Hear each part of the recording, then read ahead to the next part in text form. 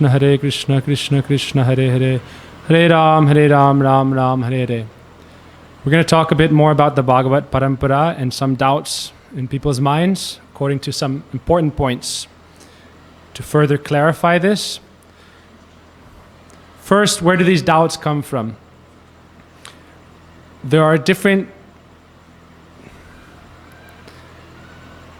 personalities who are, as Gurudev would describe, the secret agents of Kali. So in Gurudev's 5 essays called Prabandha Panjakam, which was printed, Gurudev wrote an article establishing the truth about the Bhagavat-parampara. And in this itself, Gurudev said we should be careful to look out for the misinformation being presented by the agents of Kali. So we are not pointing fingers at any specific person and saying, oh, you're an agent of Kali. We're saying if people are getting these doubts in their minds, the person with the doubts is not the agent of Kali. The person spreading the doubts is not necessarily the agent of Kali. But these ideas are coming from those nefarious influences, which are those people who are the agents of Kali, or those things that are coming through the agency of Kali. This is Gurudev saying it, not me. So I'll quote from Srila Gurudev's. Normally we speak just from memory, but today, so we can quote exactly from the different texts.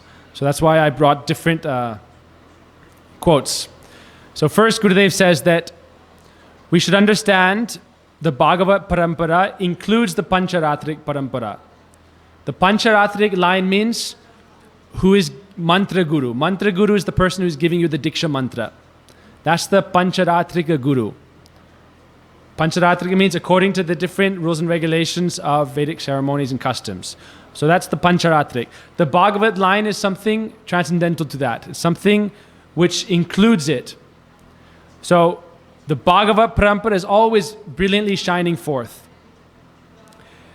And people who are criticizing the Bhagavat-parampara and the Rupanuga line, they are the staunch opponents of Mahaprabhu, and Gurudev said they are the secret agents of Kali. So this is not my statement. Gurudev said they are the secret agents of Kali. So we should be, if people have doubts, we should think, where are these doubts coming from what sources? Recently, people expressed many doubts about this. And then they quoted certain books that are outside of our Gaudiya line, that are not authoritative. And the Vaishnavas challenged, saying, no, these books are not authoritative. They are not in our Gaudiya Rupanuga line. So their basic argument is that the most important thing is the Diksha line. In the Bhagavat-parampara, sometimes the Diksha Guru is also the Bhagavat Guru. The Bhagavat Guru basically means that transcendental personality who can bestow Krishna Prem. Krishna Prem hoy jar dur darshan. The Mahabhagavat who simply by a glance can give pure love of Krishna. That is the Bhagavat Guru. Gurudev said that the Bhagavat Guru, Gurudev said, is according to the degree of expertise in bhajan.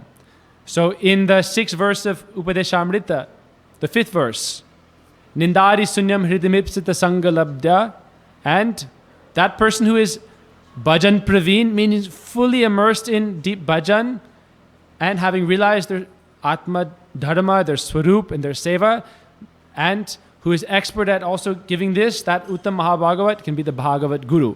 Sometimes the Diksha Guru is the Bhagavat Guru, and sometimes not. So for like those who were fortunate to get Diksha from Srila Bhaktivedanta Narayan Goswami Maharaj, he is both the Bhagavat Guru and the Diksha Guru. So in this case, he is the Pancharatrika Mantra Guru as well as the Bhagavat Guru. Sometimes, if you were not fortunate to directly get Diksha from the Mahabhagavat in a Pancharatric way, then you still may take shelter of them as a Bhagavat Guru. This is not contrary to our conception. So that's why Gurudev gives many different examples of cases where the Bhagavat Guru is not the Diksha Guru. And this is very important. So if we talked about this a bit before, first of all, any connection we have to Mahaprabhu is through the Bhagavat line.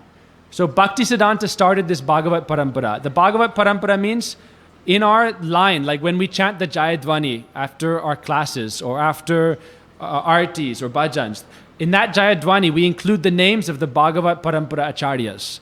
They're the pure devotees who are Krishna's eternal associates who can give Krishna prem. Now, if your Diksha Guru is not a Mahabhagavat, they can only lead you up to that point that they have gained. So to that degree of bhakti they have developed, they can bring you to that stage. But we should not say that no one is qualified or no one should be Diksha Guru. Bhaktivedanta Swami Prabhupada says in his Nectar of Instruction, someone who is not a Uttam may be a Guru. They may be Madhyam, they may even be on the Kanishta platform. Now, if they're on the Kanishta platform and a Diksha Guru, Prabhupada says they cannot take you up to the highest point. That's why you must come under the Bhagavat-parampara. That's why the Bhagavat-parampara and the Pancharatrik parampara go together. Like strands, like if you have a rope, many strands are interwoven together and then the rope becomes strong. So the Pancharatrik line means the unbroken succession from one guru to another of Diksha, the mantras. But those mantras are also transcendental. Yo mantra sa guru sakshat, yo guru sa hari swayam, guru yasya bhavet tusta, tasya tusto hari swayam. So you need a Diksha Guru, you need a Mantra Guru. That is bringing you into the family of the Vaishnavas. The 4 Vaishnav lines. It's bringing you into the family. It is said, Grihita Vishnu Dikshako Vishnu Puja Paronaro Vaishnavo Bhito Vigyar Itaro Smat Avaishnava. To be a Vaishnava, you have to get Vishnu Diksha. That means a Vishnu mantra, and you chant your mantras, and it helps you purify your consciousness and get rid of all your false ego and anarthas and ultimately realize your true swarup. Now, if the Diksha Guru is not on the highest platform, they need to bring you into higher association. If you don't come into the Bhagavat line, then you won't be able to ultimately achieve the spiritual world and get Krishna Prem. You have to have a Bhagavat Guru. This is an important point. So we're not saying, some people now, they're saying, oh, if you're not in the direct Diksha line, then you're not bona fide. Or if your Diksha Guru is not a pure devotee, you're not bona fide. But our acharyas don't say like that. It's not based only on Diksha. Someone who is really giving you Diksha is someone who is helping you realize your true spiritual form, like your Ekadas Bhav, your Panchadasa, all these things. That you've awakened into your true spiritual nature, you've become fully purified. Then they're really giving you Divya Gyan. Otherwise, they're giving you the formal Diksha ceremony by which you're coming into the family of Vaishnavas. So that's what Diksha is going. But if the Diksha Guru is not of the highest caliber, they must bring you to a more advanced Vaishnav where you can take Shiksha. Or if they do not do that, then you yourself go to a higher Vaishnava. Okay, so we're going to go through examples now. We'll start from our closest examples, okay? So Srila Gurudev, he is Diksha Guru plus the Bhagavat Guru if you directly take initiation. Now, in some cases, what to do after Srila Gurudev? Both lines must continue. The Diksha line must continue, the Bhagavat line must continue. So that's why in Govardhan, Srila Gurudev said, I want some of my disciples to start initiating. In Gopinath Bhavan, he said this. In Govardhan, he also said this. And in Nectar of Instruction, he said, they may initiate. Now, in the Nectar of Instruction, in his book, he said, if they are not of that highest level, they should not consider I am the big guru. If I read the quote, it gets a bit boring. It's better if I'll make a text article with all the different quotes and all the sources. But if I just read through them, it gets a bit boring. Okay? So we'll make an article and we'll put all the different quotes. So Gurudev said, if your Diksha Guru is not of the highest level, then that Guru should not think I am like non-different from Nityananda.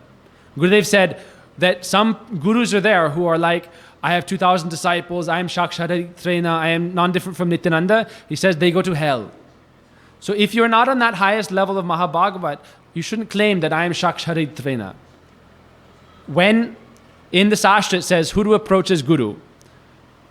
Brahmanya upasamashrayam. Take shelter of that person who himself is in association with the Lord, who has a relationship with the Lord. That should be your Guru. But it doesn't say Mantra Guru or Bhagavat Guru or Shiksha Guru. In some cases, you may have a Diksha Guru of a lower level. And that is not considered that if you have a Diksha Guru of not the highest level, then you can't get Bhakti. That's why, who is Bhaktivinoda Thakur's Diksha Guru? Gurudev talks about this. Bhaktivinoda Thakur's Diksha Guru is known as Vipin Bihari Goswami. He was in the family Guru line, Kul Guru line. But he was not a pure devotee. He was from Vangsi Vadananda, and he would smoke tea, he would take tea, and he would do other things. And once when Bhakti Siddhanta was there with Bhakti Vinod, and Bipin Bihari was putting his feet, or accepting the pranam of Bhakti Vinod and putting his feet on him, Bhakti Siddhanta afterwards chastised him. You don't know who Bhakti Vinod Thakur is. So in our Bhagavat-parampara, Bipin Bihari Goswami is not present. Also in the Bhagavat-parampara, the mantras given by Bipin Bihari Goswami are not the same mantras given by Bhakti Siddhanta Prabhupada. They were slightly different. But Bhakti Vinod Thakur never got new Diksha. He honored his Diksha Guru, but his real Guru was Jagannath Das Babaji Maharaj. But there was no Diksha connections. Now people nowadays, they're saying if you're not directly connected by Diksha, then you can't be in the line, it's not bona fide. Maybe your Diksha Guru is not a pure devotee. Then you should seek higher association. You get their permission, otherwise you go into higher association or you accept the Bhagavat Guru. But you don't necessarily have to get reinitiation. Now there's 2 letters that Gurudev wrote Giridhari Prabhu. I'll read you from those really quick. Okay? So this is an important one in this point. This is from 2007 and 2004. We have all the dates, everything. This is Gurudev's letter. So Giri Prabhu was asking about Bhaktivinoda Thakur's Diksha Guru and Shiksha Guru, or Bhagavat Guru. So Gurudev said, and I'm quoting directly, this is from Gurudev's direct letter. Gurudev says, there is no need for you to be worried about the Diksha Guru of Srila Bhaktivinoda Thakur. He said, don't worry. I have never been concerned. I'm not concerned because this is not related to who his real Guru is. Vipin Bihari was like a family Guru or Kula Guru. But Bhaktivinoda Thakur received everything from Srila Jagannath Das Babaji Maharaj. That is his real Guru. So this is not according to Diksha, this is according to the Bhagavat-parampara. This is a very important point. Then there's another time when someone was saying, oh Gurudev, I want to take Diksha. He was writing Giri. Some people, they were wanting to take Diksha from like different ISKCON Gurus. And Gurudev said, no problem. What is the problem? Take Diksha, and if you want, you can come to me for Shiksha. Gurudev said this is not such a big thing. Okay? So this is the case of Bhaktivinoda Thakur. So Bhakti Siddhanta Prabhupada, he received Diksha from Gaur-Kishora Das Babaji Maharaj. Now, Gaur-Kishora Das Babaji Maharaj, his Diksha Guru was also not in our Bhagavat-parampara. Bhakti Siddhanta established the Bhagavat-parampara. And Gaur-Kishora Das Babaji Maharaj's Diksha Guru is not present. We don't even know his name. His name is not mentioned, and it's not considered relevant. His Bhagavat Guru is Bhaktivinoda Thakur. So we see, even in our most recent line, like we have these on our altar. In our altar, we have the Bhagavat line. So some people are challenging, if your Diksha Guru is not on your altar, then you are Ritvik. But we don't say that. Look, if you receive Diksha from a certain Vaishnava, that is your Diksha Guru or Mantra Guru. But it doesn't mean you have to put him on the altar.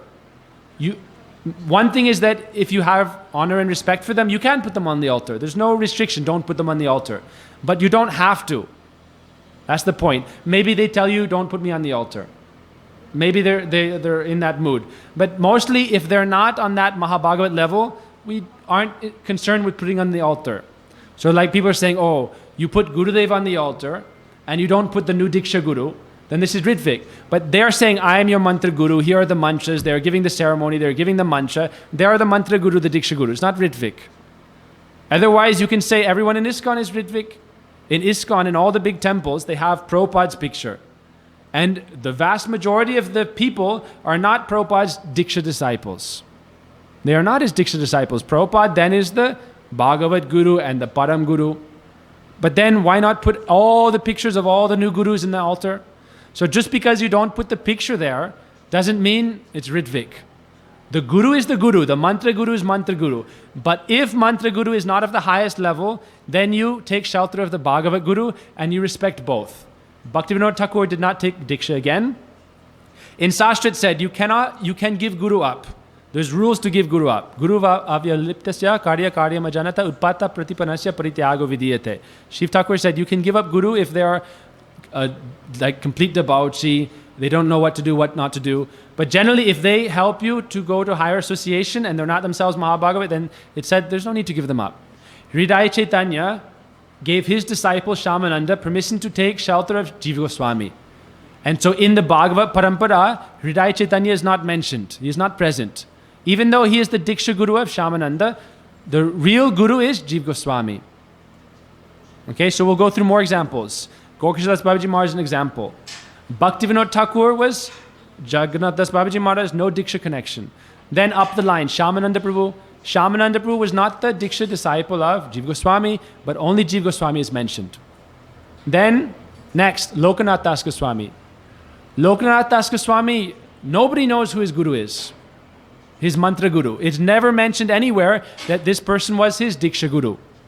It's not considered relevant. He's not in the Bhagavat-parampara. The Bhagavat Guru of Lokanath Das Goswami is Mahaprabhu. He was very old, older than most of the Goswamis. So he was like directly connected to Mahaprabhu. But Mahaprabhu never gave Diksha to anyone. So if you want connection to Mahaprabhu, it's only possible through the Bhagavat line. Now another point Gurudev makes. Gurudev said, we call ourselves Rupanugas.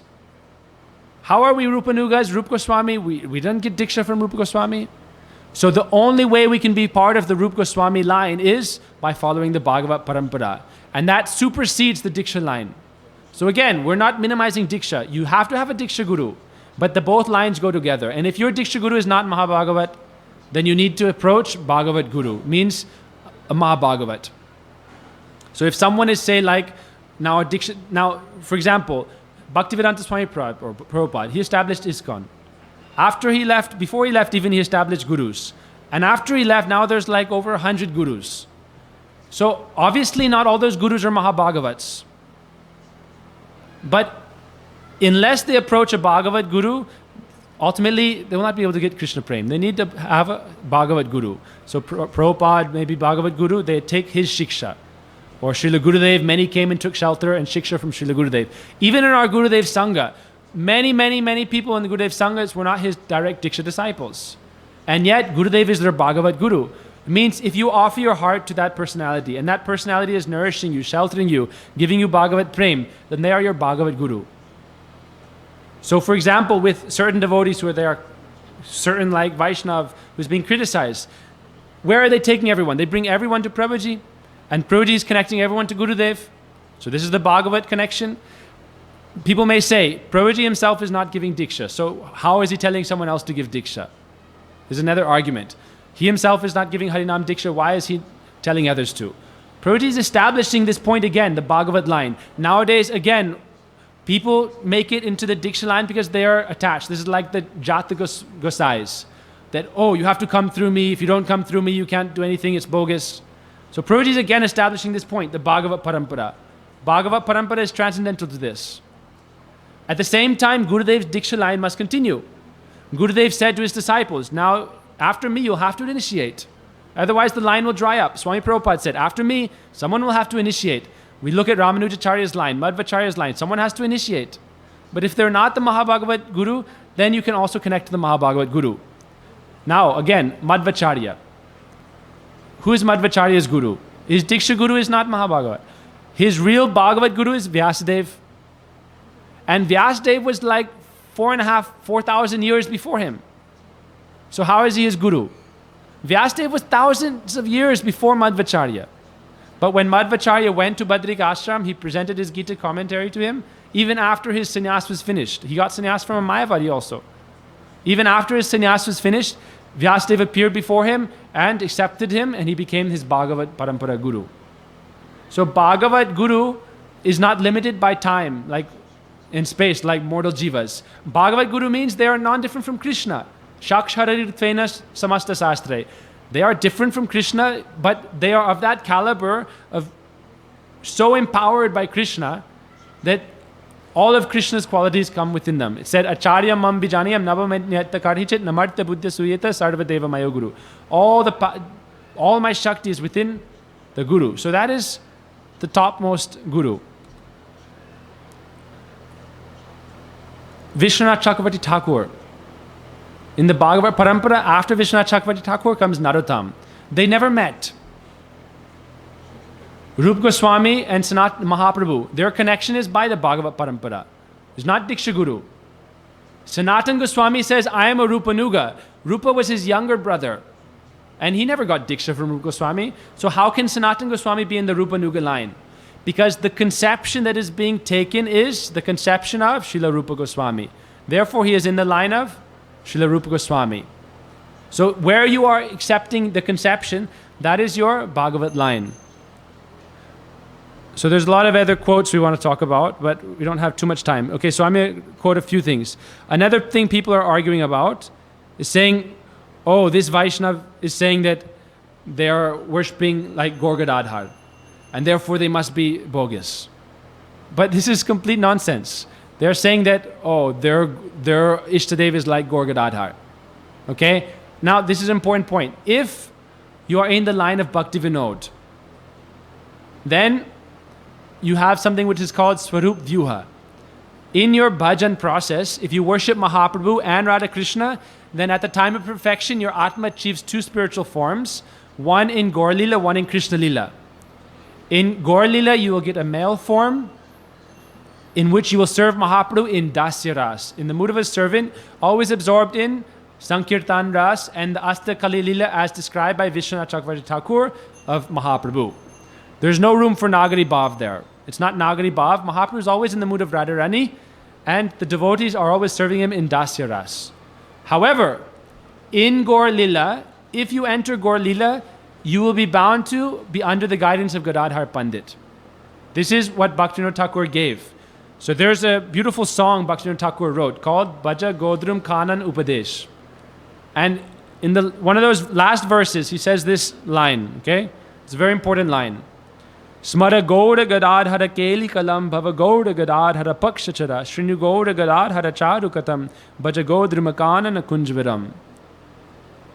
So he said, always remember the pastimes of Gaur Gadadhar and pray and meditate on being in the group of Gaur Gadadhar.